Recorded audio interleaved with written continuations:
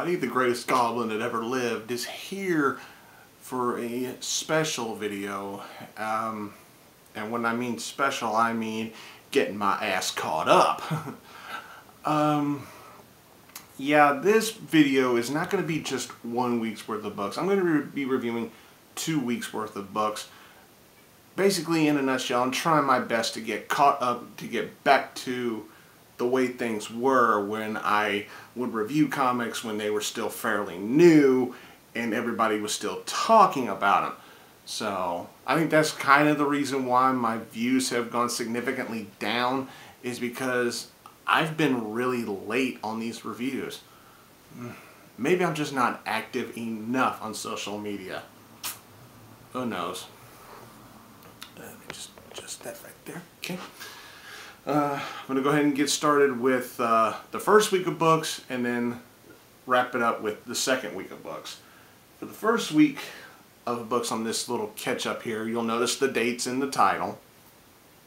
The dates, the week of comics in the title. There you go. We're going to start off this stack with Batgirl number 44. Sparks are flying, but the tiger is hunting. Oh, I almost forgot. It sucks to be Marvel right now, because in both of these weeks worth of books, I did not get one single Marvel book. That's bad. Okay, but on to Batgirl 44. Okay. So, Barbara, is apparently going into a relationship with Luke Fox, aka Batwing. So much for the building up sort of style, sort of kind of romance that she was building up with another person that she was working with. I guess that's just going nowhere now. Yeah, but this tiger lady in here, I forget what she calls herself. But this book was good, but it still had its flaws that I just couldn't help but notice. Like early on in the issue, the villain has Batgirl vulnerable. She's got her. Why she doesn't strike while the advantage is hers, I'll never know. Because there is a moment where Batgirl is momentarily vulnerable and she has an opening to go in for the attack. But she doesn't do it. And that's just really weird to me. But as the issue progresses, we get to see just how good of a fighter this villain is, which makes the dilemma earlier even that much more puzzling. Go figure. But the issue ends with the build-up to Alicia and Joe's wedding, but with another supporting character cooking something up. And that's where I'm going to leave it. I don't know where they're going with this, but hopefully they're going to start taking it steps upward instead of steps downward. This is how I feel. It was a decent read, but the flaws in the book tremendously hurt it for me. But, you know, like I always say, it is what it is. I give this book a 3.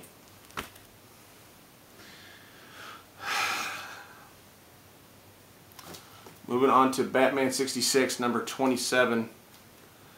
Bane enters the ring. This is the big Adam West debut of Bane.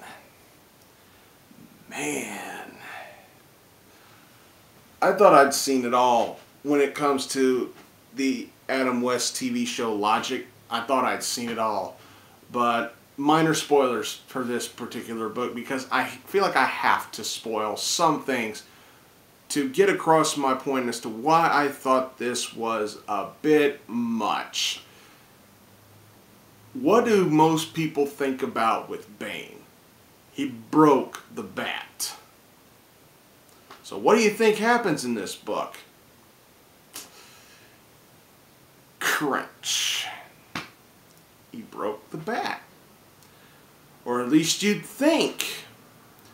And of course, Jeff Parker doing his homework with the classic TV series, knows that anytime Batman or Robin get into a really sticky situation, get out of here, fly. When they get into a really sticky situation, there's always that one little piece of logic that just happens to just fuck everything up. It turns out when Bane broke the bat, he actually crushed Batman's large and favorite batarang in the back of his utility belt. But his spine's perfectly fine. Oh, Christ. I shouldn't be surprised. It's the 66 TV show. Of course it's going to be silly. Of course it's going to be idiotic. The rest of the book was actually really good. I liked how they interpreted Bane in here. I really did. He actually is a monstrous lucha libre. Imagine if Brock Lesnar was a lucha libre, or imagine if Brock Lesnar was in Lucha Underground, or something like that with a Bane mask on. That's pretty much how it came off. It's just he's not smashing anybody with chairs. He's just really, really fucking big. I don't know how I'm trying to describe it here. I'm kind of getting lost here, but it's got aspects of pro wrestling in there. Bane's the big monster, and of course he's got the manager, the Riddler, and everything. It just looks really hokey, really silly, but remember, that shit's intentional. But the stuff with the Bane breaking the batarang stuff, that was just a little bit too for me. But this issue was decent. I'll be fair and give it a 3. Alright, moving on to The Flash, number 44. Oh my god. This series is getting so good. Eobarthon, Professor Zoom, has gathered up all his henchmen who all have something to do with stopping or slowing or manipulating time. And they're really having it in for Barry and everything. Just really awesome storytelling, really good stuff. The scene where Zoom goes to see Barry's father, that scene was gripping. Really good. And I like the stuff with Barry's boss. At first they were kind of playing it out, because he's openly gay and he's in a relationship. But you see early on in the issue, they're like, well, we can't tell anybody. If we let it out that we're together, it'll be the end of your career. And Barry's like, wait a minute, are you ashamed that you're... And he stops him. And he goes, no. He says he's proud of who he is. He's happy to be gay. It's just that he doesn't want his co-workers at the police department to know he's dating the former Pied Piper. You have a police officer, regardless of sexual orientation. I don't think anybody would really care. But here, they're worried about the fact that you have a police officer dating an ex-con. That's where they're worried. They don't give a shit if people know that they're gay. They don't care. And I respect that. They're just more worried about the whole policeman dating the convict shit. That was really good stuff. The rest of this stuff was really good. Barry's got his back against the wall, and usually the first thing he thinks of is, I gotta use my speed to get out of this. But that ain't happening. And there's something very significant that happens in this issue that I dare not ruin. Even though this issue is pretty old by now, I still do not dare ruin what happens near the end of the book. This was a good read, a damn good read, as a matter of fact. I really enjoyed this. Thought it was a solid read, and I'm just gripped. I gotta read the next issue really bad. This was good stuff. I enjoyed it. Fun stuff. Gets an easy 4 for me. Next, Harley Quinn, Power Girl, number 4. I'm still just... I don't know what it is. Connor and Palmiotti can write Harley Quinn when she's on Earth. When she's out in space, I just don't feel it. I really don't. Out in outer space, she's working with Power Girl. We know her, but all the other characters, we don't know a damn thing about them. And they're not fleshed out enough to actually make us give a damn about them. it's all for just slapstick humor and all that stuff, but it just doesn't work because none of these supporting characters are going to be memorable long term down the road. A few years from now, nobody's going to remember a goddamn thing about this series other than the fact that it was Harley Quinn and Power Girl. That's it. I'm sticking with it because I want to complete the series, but right now I just don't feel anything. I really don't. I don't feel the need to laugh. I don't feel the need to get emotionally gripped. You know, unless they're planning something big for the conclusion of the story, I'm just like,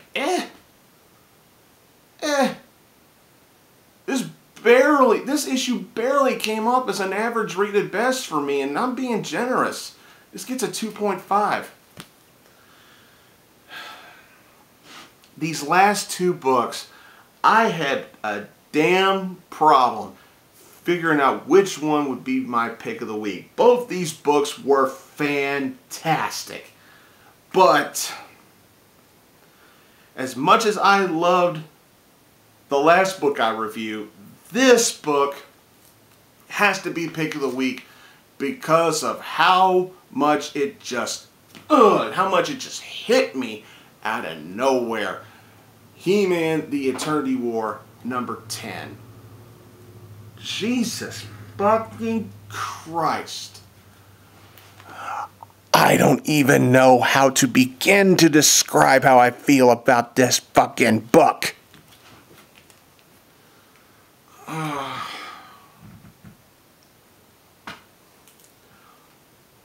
Oh shit. Isn't it? God damn. Where are you going with this? This is amazing. You got the stuff with Skeletor. You got the stuff with She-Ra. Those two things alone is worth the read. But then you got the big shocking reveal with Prince Adam. Oh, excuse me, King Adam. I forgot. He's the king of Eternia now. But the stuff with Skeletor, I was like, man, my God. The stuff with She-Ra, good stuff. But then the stuff with Adam, oh, fuck. What are you doing, DC? What are you doing? I can't say anything. I fucking can't because it was so gripping. Because it surprised me that much. I can't fucking say anything and it just drives me crazy. Just do yourselves a favor. If you grew up a He-Man fan like I did, like my bro Chris did, if you've been on this series, then you know what I'm talking about. If you haven't been on the He-Man books, find the back issues, find the trades, get caught up, get to here. Oh my fucking God. It wasn't perfect, but shit, it was close. The fact that I can't go into detail as to what's going on in here because I don't want to ruin it for anybody at all who hasn't read this yet, it just kills me. I could go on and on and on and on and on and on for hours about this book alone. But I can't. So I won't. Just believe me when I tell you it's worth the read. This gets a 4.5. We're ending it with Red Sonja, number 18. We're ending it with Dynamite. Gail Simone and Walter Giovanni. This is Gail Simone's farewell to the series. And man, Gail, if you're watching, sweetie, I'm going to miss your run on Red Sonja on the main series. You can write miniseries and one-shots all you want. But man, this stuff was good. And you chose to end the series with a bang. This was amazing. This was really good. Sonja is actually trying to somehow better herself. She's trying to she's actually learning how to write. She's learning how to read. She wants to appear more intelligent, yet come off being more respected later on down the line in her life. yet she never forgets who she is. And when three assassins, three of the deadliest assassins known to man in this time period, come to pay Sonja a visit, even though Sonja is down like a true she-devil, she finds a way to win. And it's not like one of those John Cena comebacks where you can see it coming, even though, truth be told, we did see, you know, Gale could have easily shocked us and actually had them kill Red Sonja in her last issue, and then whoever were to pick up the pen and start writing for Sonja in the next series, they could have found a way to bring her back and whatever. Gale is a true great writer. She knows how to get our attention. She knows how to develop characters. She knows that certain fans expect certain aspects when it comes to characters they support, and she understands that. She respects that. And that's what I like about her as a writer. And she could have easily shocked us, but she didn't. I'll give her credit for that as well. Sonja wins, but she doesn't completely look like a winner once the fight is over. You know, but I thought it was a fitting conclusion to this storyline. I thought it was a fitting conclusion to Gale's run. I'll miss Gale on this. Hopefully she'll give Sonja another whack. Just a solid read. Fun. I enjoyed it. No complaints. It wasn't perfect, but Gale still knows how to make a character work. She still knows how to make a book work. And I'm not just saying this because I've met her. I'm not saying this because she gave me autographs or all that stuff. I'm saying it because she earns it. She has earned my praise. She knows it. This was awesome. I loved it. This gets a 4.5. Alright, that's it for that particular week. Now on to the second week that I'm reviewing here. Broadsword, IDW, and DC. Once again, no Marvel. Sucks to be you, Marvel. Look at you, Marvel. Suck it.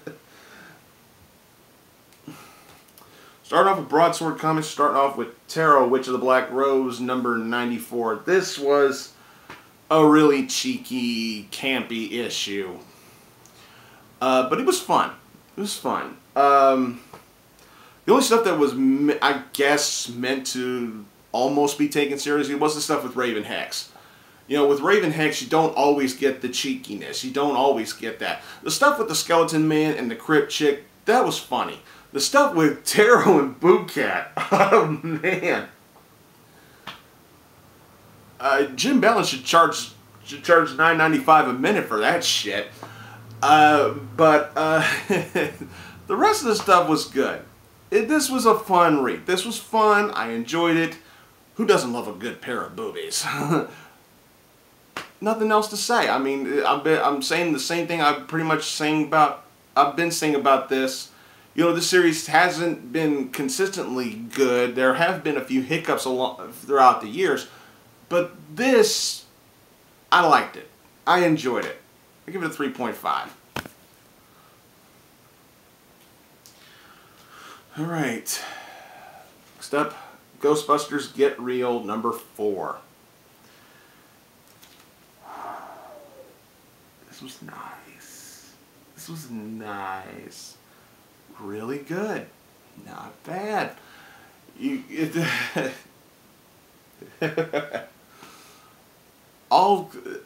I thought this was a very fitting end to this particular miniseries.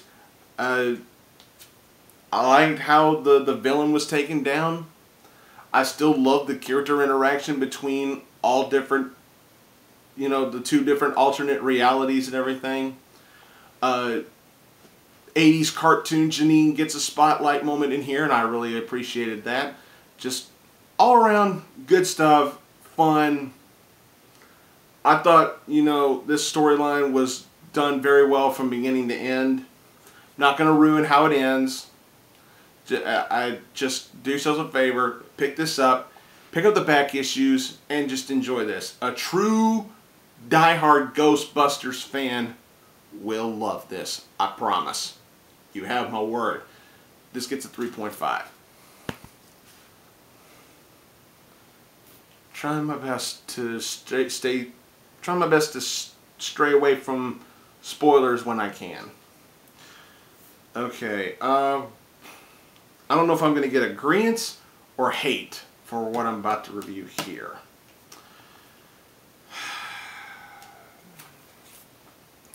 Jim and the Holograms, outrageous annual #1.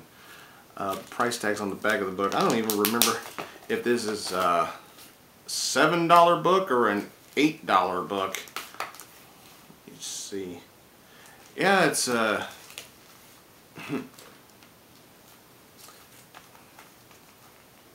Can you believe that? This is an $8 book. It's like IDW went up to me and said, "Hey, give me $8." And I gave them $8. Yeah. Okay. First thing I want to say is, before I come on here and review this, I have to admit, for this book alone, I went on the internet and I looked up reviews for this book. I looked up as many reviews as I could, and they all seem to feel the same way. I've been seeing score ratings. I've been seeing how much people loved this book. People were giving it 10 out of 10, 9 out of 10, 8.5 out of 10.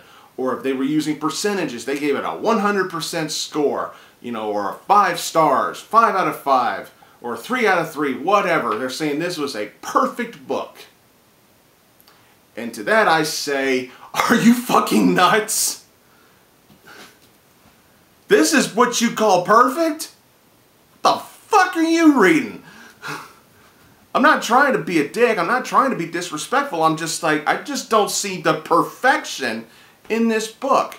First of all, why is this shit $8 fucking bucks? Why? I mean, don't get me wrong, I don't think the book was bad. I thought it was really good. But $8 for this and it's perfect? Seriously? Bullshit. This ain't perfect. However, I did like it. Thought it was good. But is it a 10 out of 10, a 5-star book? Absolutely not. No, it is not. Don't get me wrong, it's cute, it's fun, it's nostalgic. I like what they did in here. You know, the holograms, they're tired. They decide to try and stay up and have a movie night, and they all fall asleep, and they all dream about being back in the 80s. 80s movies galore. Every member's got a different dream about an 80s movie. And you know what? I liked it. Thought it was good. I actually liked Jim's dream the best because it was going back to the good old days with Teen Wolf. The rest of the band members, thought it was good. Kimber's dream, I wouldn't exactly call it an 80s movie dream. It's just more like a cutesy-wootsy dream and everything like that. And of course, she has a dream where she's in a relationship with Stormer. You know, maybe I'm being a bit harsh because I don't watch the cartoon. I never watched the cartoon, so maybe I'm being harsh on it. Maybe I don't understand these characters as much as some other people do. Who knows? What the fuck do I know? But all I know is, I honestly do not believe this was perfect. 10 out of 10, 10 out of 10 my ass. I used to grade on a scale of 1 to 10. And I found that to be too difficult, so I simpled it down to scale of 1 to 5. And I was seeing people, 5 out of 5. Nah. Because of the overpriced ridiculousness, $8 for a fucking annual, that's ridiculous. Even when Ninja Turtles does it, I think that's ridiculous. So don't think I'm being biased because this is considered a girly book. When books like Ninja Turtles, books like Batman, books like, you know, anything, $8 fucking for one comic book? That's ridiculous. So I'm not gonna be fair to Jim because it just happens to be really popular right now. I call it like it is. But this book, it was good for what it was. I enjoyed it, thought it was fun, but it was overpriced, and come at me, forgive me, but it's overrated. It's not a 5 out of 5, but I will give it a 3.5 out of 5. Sorry, it's just how it is. Moving on to DC, we're going to Batman Annual number 4. Now, $5 for an annual, that makes a little more sense. It's a big deal, you know, it's a big deal, you know, whatever. But this annual deals with Bruce Wayne, and it's focused on Bruce Wayne. He's given back Wayne Manor, and it's literally handed to him. He didn't ask for it. He didn't want it, but it's given back to him. And I'm like, that's really fucking generous. You know, but Bruce does not remember his life as Batman. He doesn't want to remember that life because he feels like he has a chance to finally live a life as he chooses. And that's what he wants. And that's what Alfred wants too. Alfred is done remarkably well in here. But it's the other stuff that happens in here that really got my attention, especially the stuff with the main antagonists in this issue. We're dealing with the Riddler, Mr. Freeze, and Clayface. I will give that away, but I'm not going to give away hardly anything else. I thought this was a decent read. Thought it was good. Thought it was well handled. I really liked it. Not perfect, but just a really good read. And it's nice to see a focus on Bruce Wayne. And only Bruce Wayne in here. Nice. Nice job, DC. I give it a 3.5 as well. Now we're ending this review with Green Lantern Annual number 4. I didn't have a pick of the week for this particular week, folks. You know, it's just the books in this particular week's stack. It just, some of them just, I just didn't feel as much as other people did. But Green Lantern Annual number 4, Venditti. Okay, another annual. This particular week of comics really drained me financially. Just annual. 3 fucking annuals, and one of them was $8. So that's $18 I spent on 3 comic books. It's insane. But in here, okay, I like where they're going with Hal Jordan with this whole renegade character. And the main focus of this particular issue is, you know, how do you gain respect? How do you gain notoriety? How do you build a good reputation? You know, it's bad and it's hard enough to build up a good reputation in, say, like a city or maybe even a county or a state. Hal Jordan's trying to build up a good reputation throughout the fucking galaxy. Christ. I didn't like how Hal Jordan was drawn in this book. He looks like a teenager. He just looked way too young. In fact, there was a couple of panels where I thought he looked like a girl. I'm serious. There was a couple of panels in this book where I was like, wow, he really does. He looks like a girl. But the rest of the stuff in here was good. You know, I liked how he, you know, kind of teased up how he handled a group of lanterns that tried to bring him in and stuff like that. You know, the way he told the story, it makes you wonder, did it really happen that way? Or is he just bullshitting to build up a good reputation for himself? We don't know. Something tells me it could be a little bit of both. I wouldn't be surprised. The stuff in here was actually really nicely done. You know, it's like Hal Jordan from pilot to Boy Scout to renegade. I liked where they're going with this. This is probably some of the best stuff for Green Lantern I've seen since Convergence happened.